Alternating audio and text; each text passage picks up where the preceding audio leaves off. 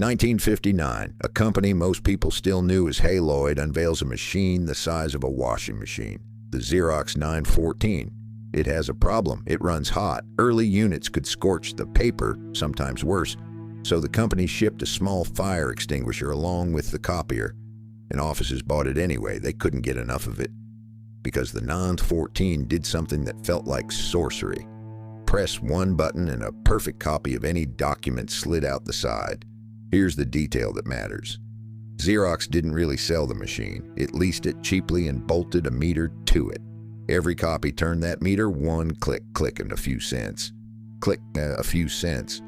Multiplied by thousands of machines, millions of documents, eventually billions of copies a year, and you have one of the most beautiful business models of the 20th century. A machine that made money every time an office made anything. Hold that click in your head, because 14 years later in a lab in Palo Alto, the same company built the Alto, a computer with a screen shaped like a page, windows you could point at, and a mouse sitting on a desk in 1973. Personal computing roughly a decade ahead of schedule. You've heard how this story is usually told. Xerox invented the future, and its executives were too blind to notice, too dumb to see the graphical interface sitting in their own lab. That version's wrong. Xerox saw the future. Xerox paid for the future. Xerox even shipped pieces of the future, which makes this a stranger, more dangerous kind of failure. This is the story of a company that could copy any document on Earth, except its own future. Every case on this channel gets the same autopsy: 4 forces: market, the conditions a company operates in, customers, categories, competitors; money, how the company is funded and what that funding quietly trains it to do; management, the decisions made at the top, and the organization those decisions build; moment, the timing and the shocks nobody got to choose. All 4 are always present. Only one is decisive. For Xerox, the market was real, but structurally strange. The money was a blessing that doubled as a trap. The moment moved slowly, and then it locked. But the decisive force, the one that turned the best research lab in corporate history into a museum of other companies' futures, was management. Let's open the body. Start with the market Xerox actually owned, because it explains everything that follows. Copiers were not gadgets. They were office infrastructure, as load-bearing as the elevator. A Xerox machine arrived on a truck, a technician installed it, and came back every time it jammed. A service contract kept it alive for years, and a river of toner, paper, and parts flowed in behind it. Xerox knew this world completely. It knew the purchasing managers. It knew the procurement forms. Its sales force could walk into any large company in America and speak fluent paperwork. A market like that teaches a company what good looks like. Good is a big customer. Good is an expensive machine. Good is a service relationship measured in years, and a workflow so embedded that ripping Xerox out would hurt more than paying Xerox forever. Then in 1970, flush with copier profits, Xerox did something genuinely visionary. It opened the Palo Alto Research Center Park, a continent away from headquarters, and filled it with some of the best computer scientists alive. The lab looked nothing like the company that paid for it. Researchers held meetings, sprawled across beanbag chairs, and argued ideas to death in the open. And out of that scruffy room came a torrent. The Alto. In 1973, a computer built for one person with a display laid out like a sheet of paper and a mouse resting beside it.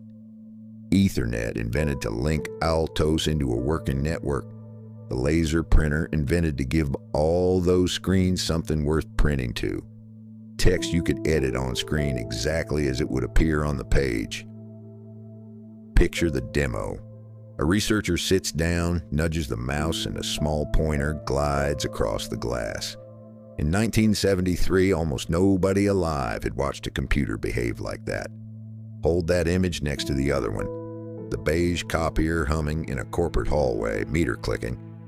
And you're looking at the same company on the same day, standing in 2 different decades at once. Now ask the question a Xerox executive had to ask: who buys this? Because the market the Alto pointed toward was not the copier market with better features. It was a different organism, small machines instead of monuments. personal use instead of departmental infrastructure, software and networks instead of service vans, falling prices instead of locked-in leases, and nowhere, a meter on the side quietly clicking out revenue. From where you're sitting, that market is obviously the future of everything. From where Xerox sat in the mid-70s, it was a neighboring industry, promising weird, unproven, adjacent. And adjacent is exactly how Xerox filed it.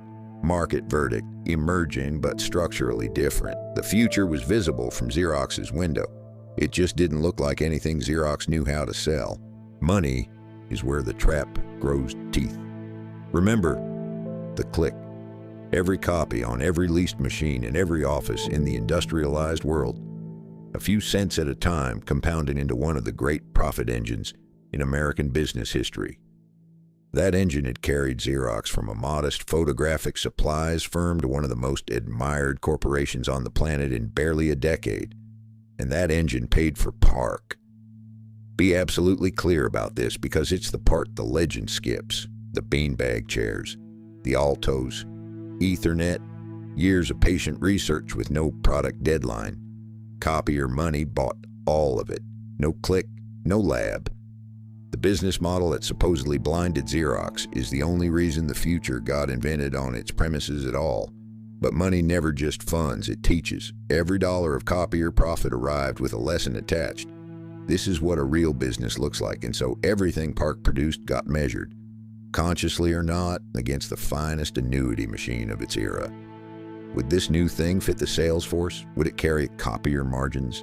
Would it deepen the document workflow? Would it help Xerox sell more of what Xerox already knew how to sell? Notice what those questions have in common.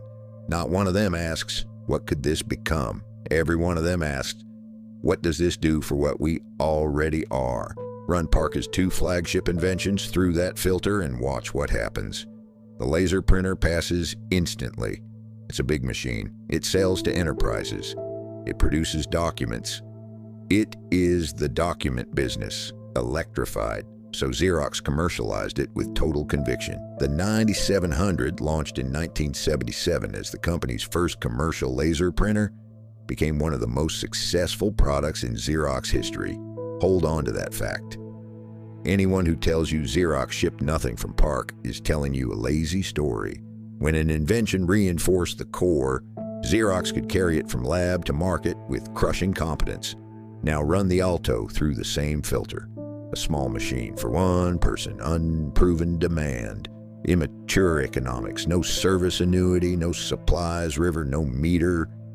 Next to the copier, it looks small, strange, and slow to pay, not because anyone was stupid, but because the comparison bar was set by one of the best businesses ever built. The Alto never became a commercial product at scale. It stayed what the filter said it was, a fascinating expense. Here's the paradox worth writing down. Profitable incumbents can be less free than desperate startups. A startup compares every bet to zero, so everything looks like upside. Xerox compared every bet to the click, so almost everything looked like dilution. The bets that survived the comparison made Xerox more deeply Xerox. The bets that failed it were precisely the ones that could have made Xerox something new. Money verdict, the constraint. The copier paid for the future with one hand and, with the other, set a bar the future could never clear. This is the decisive force, so let's slow down. Because what management actually got wrong is not what the legend says. Management's job was never to invent the future. The lab had done that. Management's job was to answer the question no lab can answer.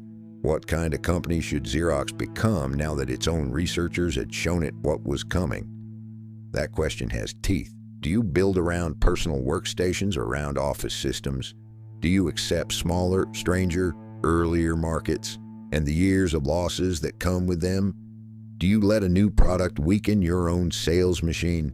Do you reorganize the company around software and networks, or keep treating them as accessories to the document? At every fork, Xerox management chose translation over transformation. It took the future and ran it through copier logic to see what survived the trip. Picture how that works in practice. No villain required. An invention comes up from Palo Alto for review. The people judging it are the best copier executives in the world, and they ask the questions their careers have trained them to ask. Who's the enterprise customer? Where's the service contract? What's the margin against the machines we already ship? How does the sales force carry it? Reasonable questions, copier questions. Ask them of a laser printer, and the answer is a triumph. Ask them of a personal computer, and the answer is a shrug. The filter wasn't malice, it was muscle memory. Want to see the resultant hardware? Look at the star. In 1981, Xerox finally shipped the Park Vision as a product. The 8 out of 10 star information system. Windows, icons, a mouse, Ethernet networking, laser printing. The whole future in one box. And every decision wrapped around that box was a copier decision. It was sold as an integrated office system to large enterprises. Through the high-touch sales relationships Xerox understood, it was priced like serious office equipment. At the exact moment, cheap personal computers were teaching the world that computing could sit on anyone's desk. The star was not a failure of imagination, it was the future, faithfully translated into the only language the company spoke. And commercially, it went almost nowhere. Then there's the famous scene, usually told as theft, better told as evidence. December 1979. Steve Jobs and a group of Apple engineers walk into Park and watch the graphical interface in action. The legend calls it the heist of the century, but ask why Apple was in the building at all. Xerox's venture arm had taken a stake in Apple ahead of its public offering, and the access came in the context of that relationship. Sit with that for a second. Headquarters was treating its own crown jewel research as a portfolio asset, something to trade around, rather than as the seed of the company's next core. Nobody cracked a safe. The owners had left it open because they had already concluded, in effect, that what was inside belonged to somebody else's business model. That's not a burglary story. That's an incentive structure caught in the act, and people follow incentives out the door. The inventor of Ethernet left to build a company around networking. 3Com, two Park researchers tired of watching their printing and page description work stall inside the machine, left and founded Adobe. Park veterans carried what they knew to Apple, where it helped shape the Macintosh. Piece by piece, the laboratory Xerox paid for staffed the industry Xerox declined to lead. Here's the distinction that decides the case. Xerox management was not blind, and it was not idle. It funded the lab for years. It watched the demos, it shipped real products, and it laser printing triumphantly, the star sincerely. What it never did was move the company's home base. Every venture into computing was structured to protect the copier. The future bolted onto the old machine like an accessory tray, never allowed to replace it. Meanwhile, younger and poorer companies grabbed single fragments of the Parts E vision, a network, a page description language, an interface, and bet their entire existence on them. Those fragments became 3Com, became Adobe, became the Macintosh. Xerox held the whole map and would not move house. Management, verdict, decisive. Not because Xerox failed to see.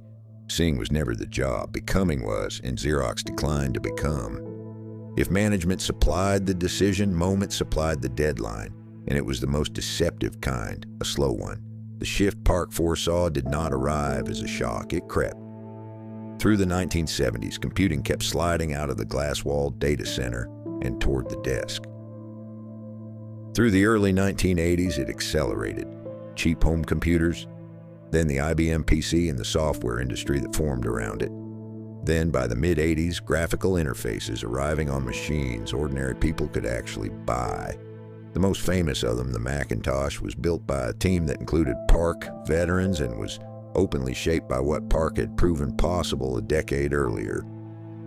Understand why slowness is the killer. A fast shock forces a decision. Jump or die today. A slow shift lets you postpone the decision indefinitely. It stays early enough to feel optional for years. Then, somewhere you can never quite point to, it becomes obvious. And by the time it's obvious, it's owned. Every single year of the late 70s and early 80s, staying the copier company was locally rational. The document business still paid magnificently, even as Japanese competitors began attacking it on price and quality, which handed management one more urgent reason to defend the core instead of leaving it. Every year, the computing bet still looked immature, still fell short of copier margins, still asked for patience the quarterly engine didn't have. That's the incumbent's trap in time. Move too early and the economics look foolish. Move too late and the standards belong to someone else. The window between those two failures stayed open for Xerox longer than for almost any company in business history.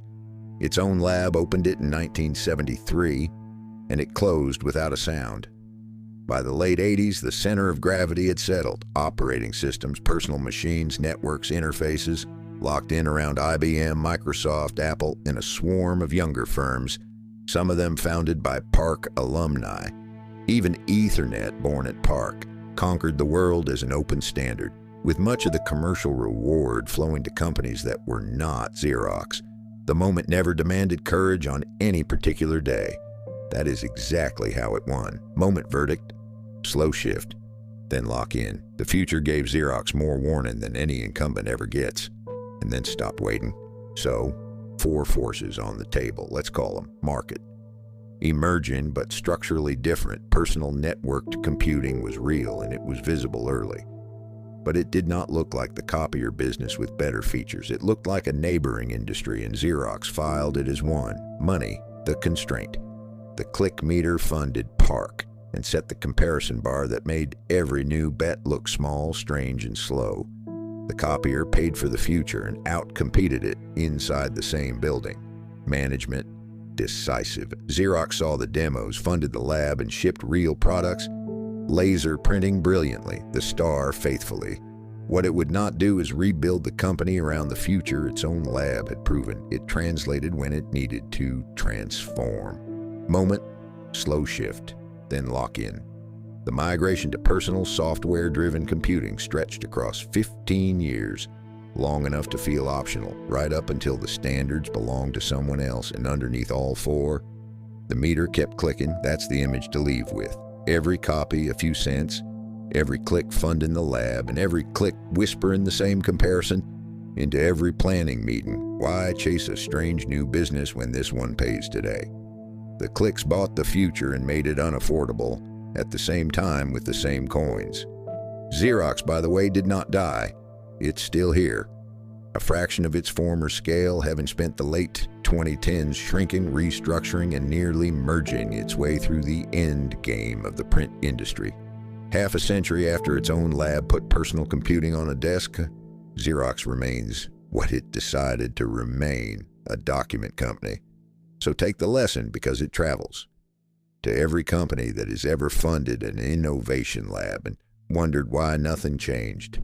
Innovation is not transformation. A lab can prove the future exists. Research can put the map in your hands, but a map is not a move. Only management can decide to relocate the company, and no company drifts into becoming something new while its best business pays it click by click to stay exactly what it is. Xerox made perfect copies of everything, for everyone, for decades. The one thing it never managed to reproduce was itself. That's the Xerox file. Copied, collated, closed. Somewhere a meter just clicked one last time. The case drawer is full and the next autopsy is already being prepped. If you want the next case before it goes public, join the free Corporate Anatomy briefing. The link is in the description.